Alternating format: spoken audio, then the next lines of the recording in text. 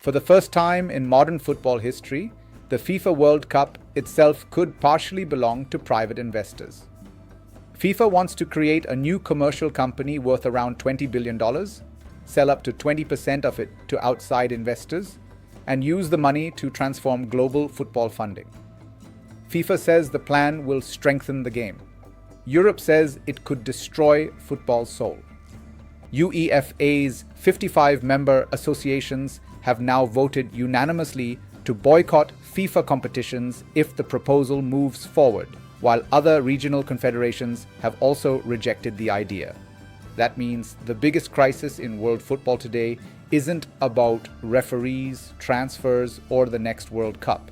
It's about who will ultimately control the world's most valuable sporting event. And if this dispute escalates, it could reshape football more dramatically than any rule change in decades.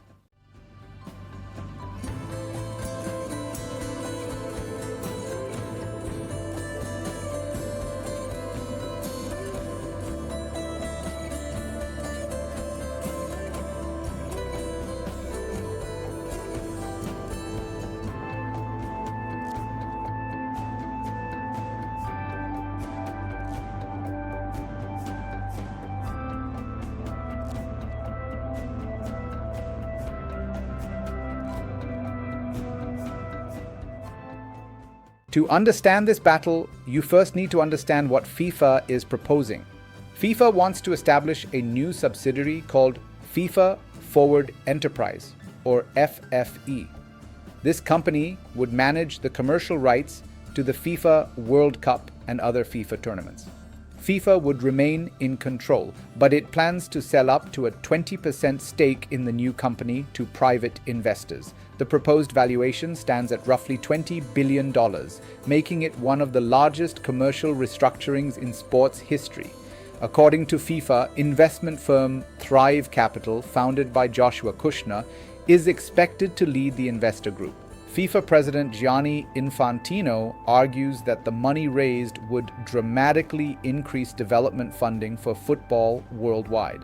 According to letters sent to member associations, each of FIFA's 211 national associations could receive around $40 million if the proposal gains enough support.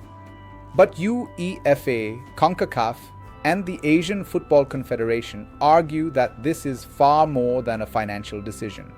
They believe private investors would inevitably seek financial returns, creating pressure to maximize revenue rather than protect the long-term interests of the sport. That disagreement has now evolved into a political struggle over who truly governs global football. At first glance, FIFA's proposal makes financial sense. The FIFA World Cup has become one of the world's most valuable sporting properties. Television rights, sponsorships, ticket sales, licensing, and digital media generate billions of dollars every tournament. Bringing in outside investors allows FIFA to unlock part of that future value immediately instead of waiting years for tournament revenues. Infantino argues that this capital would allow FIFA to invest more aggressively in football development. Smaller nations could receive larger grants for youth academies, stadium upgrades, coaching programs, women's football, and grassroots development. Many smaller football associations, particularly in Africa, Asia, Oceania, and parts of the Caribbean, rely heavily on FIFA funding. For them, an additional $40 million represents transformational money. FIFA also argues that it is not selling football itself. It says it is simply bringing investment into the commercial business that manages tournaments while retaining ultimate control through voting by member associations. But this argument immediately runs into a much larger concern. Once investors buy into the business, they naturally expect returns on their investment. And that changes incentives in ways that worry many football leaders. UEFA's opposition is not simply emotional, it is strategic. European football already generates the majority of global football revenue through elite club competitions, broadcasting deals, and commercial partnerships. UEFA fears that private investors will prioritize maximizing profits from FIFA competitions, potentially expanding tournaments further, increasing commercial obligations, or placing greater pressure on players and clubs.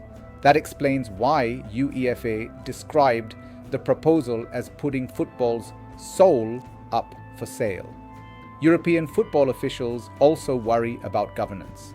Today, FIFA answers primarily to its member associations.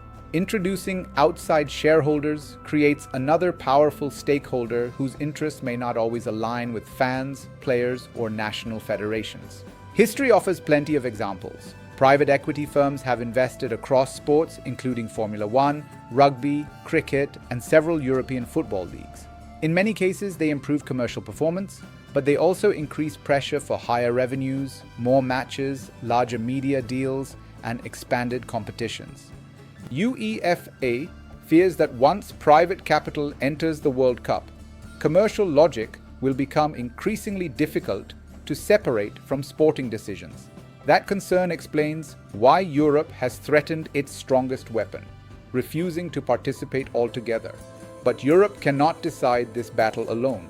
This controversy exposes something much bigger than football finances. It exposes FIFA's unique political structure. Unlike UEFA, FIFA operates under a one country, one vote system. Germany carries the same formal vote as Fiji. Brazil has the same vote as Bhutan. Every member association counts equally. That gives Infantino enormous leverage outside Europe.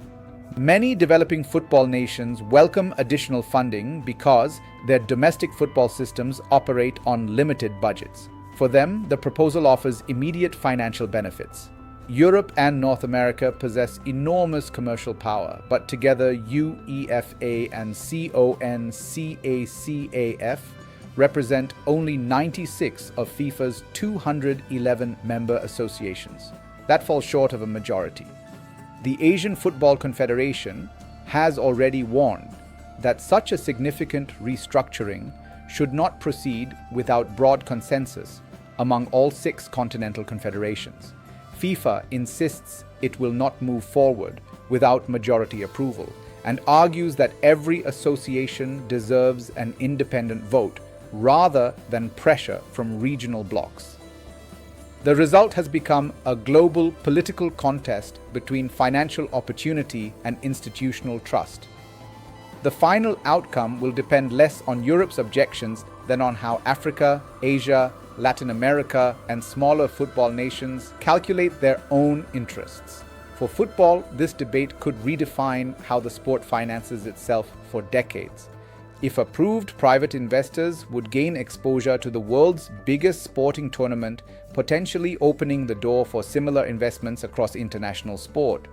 For Europe, the proposal represents a direct challenge to its traditional influence inside global football governance.